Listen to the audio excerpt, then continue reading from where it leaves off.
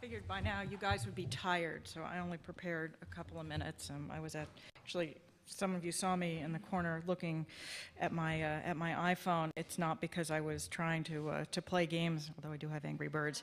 While you all were here, the New York Times put out a story, I guess about an hour and a half ago now, that said that the president and Speaker Boehner were nearing a deal on the debt,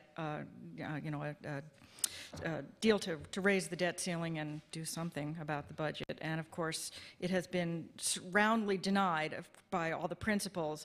And my favorite tweet of this is that since this story came out, there's been a White House press briefing, and Mark Knoller, the eminent CBS radio reporter at the White House, tweeted, and this is amazing that he got this into 140 characters, reiterating that NYT report of deficit agreement is wrong. Carney didn't dispute that if there was a deal, he wouldn't tell us.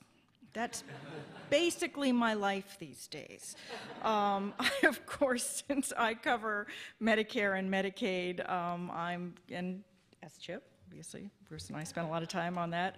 I'm alert for when I'm not covering, thank God, the day-to-day, dealings on whether there's going to be a deal, but when they decide what's going to be in it, if these big entitlements are going to be on the table, then they will turn to me and say, hey, Julie, what the heck does this mean? So I have to keep on top of all of these negotiations, and obviously it is not easy. I should tell you that while I was looking at that, my second favorite comment that I saw was on my Facebook page, because I actually get a lot of news off of Facebook. A friend of mine who wrote it said, Satan called, he wants his weather back.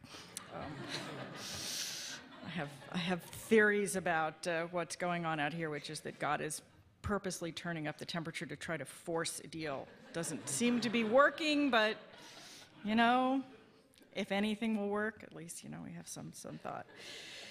Anyway, I just want to tell you sort of a little bit about how I do what I do, since I think people think that the media is just completely inscrutable, and certainly from some of the emails that I get, I know that they have no idea how we work.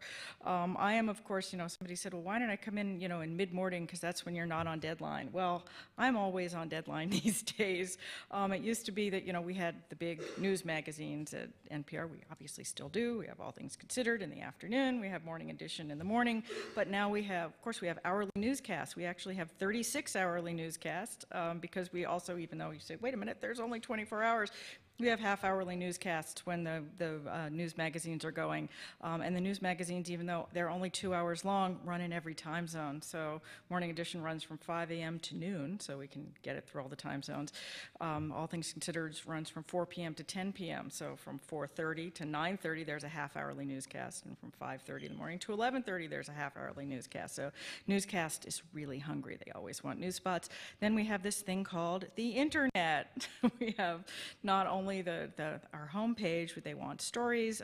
We have a blog, a health blog called Shots, which does actually very well. I blow our own horn, that I like to write for it, which is actually great, because there's a lot of stories that don't quite necessarily lend themselves to be radio stories, and they may not lend themselves to even be news spots, but they'll lend themselves to be a blog post really well. And so I'll frequently do a blog post, I'll put it up on my Facebook page, I'll tweet it, and it'll sort of get out there. In fact, this week I was working on the story on the contraceptive coverage that was recommended by the Institute of Medicine. This is something that's part of the new health law. I did radio story on it, but I also did a blog post. They put it up on the NPR Facebook page, which has 1 million followers, and suddenly 55,000 hits on the page, which, even though, yes, small compared to the radio audience, which is in the tens of millions, still it's pretty good for the web. Anyway, long story short, I'm always on deadline, so there's never any I'm not on deadline now.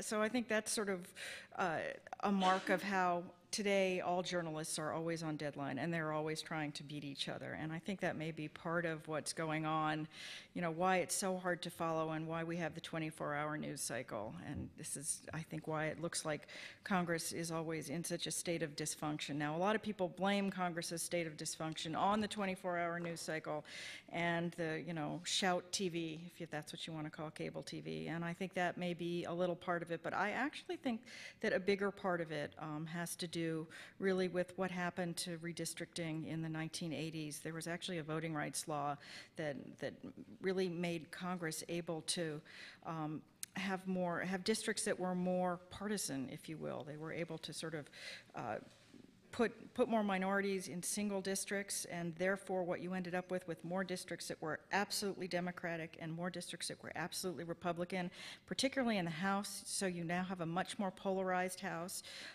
and you have very few moderates, and I think this is really what we are seeing. There was a wonderful piece by Norm Ornstein yesterday in, I think it was Foreign Policy. I read it on the web, but I commend it to you. It's called Worst Congress Ever. And he said he's been watching Congress for 40 years and talks about just how polarized things are. And I was thinking back to when I used to work for Congressional Quarterly in the late 1980s.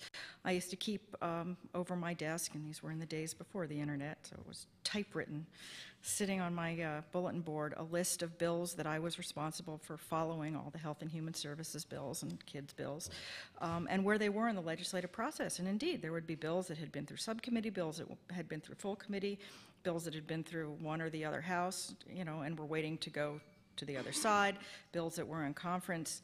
That doesn't happen anymore. I mean, that's what we called regular order. I think there are kids in college who have no idea what regular order is. They never seen a bill go through regular order in the Congress. It just doesn't happen anymore. Now we write these bills behind closed doors, hence what Jay Carney just said. You know, if there was a deal, we wouldn't tell you, because if they get a deal, they're going to have to rush it to the floor so fast that they hope nobody knows what's in it. And this is not something that was invented by the Democrats. It was actually invented by the Republicans, I think in the early 2000s. It was sort of made a special by Bill Thomas, the former chairman of the Ways and Means Committee. He liked to write them, and before anybody could really find out what was in them so that you could get lobbying to oppose it, you wanted to get it through. You wanted to have people vote on it fast enough that you couldn't have a groundswell of opposition. And we've really gotten to this point where now we've got the Republicans so completely dug in that you can't have anything that has anything to do with taxes, and the Democrats so completely dug in that you can't have anything to do with anything that cuts an entitlement program, that they're just basically stuck and unable to govern. And I think that's about where we are. And, you know, I'd like to come to these kinds of groups and say, so what do you think is going to happen on, you know, the programs that we care about? And normally I can make a pretty good educated guess because I watch Congress, and I've watched Congress for 25 years. And boy, this year I can't begin to say. The labor HHS appropriation, which is the appropriation that has most of the programs that I imagine most of you are interested in, is supposed to go to committee or subcommittee next week. I'll be interested to see what happens, but there was an effort in the Senate just this week to stop all appropriations until there's a budget deal. So at this point, everybody is sort of waiting around and sweating, literally and figuratively, to see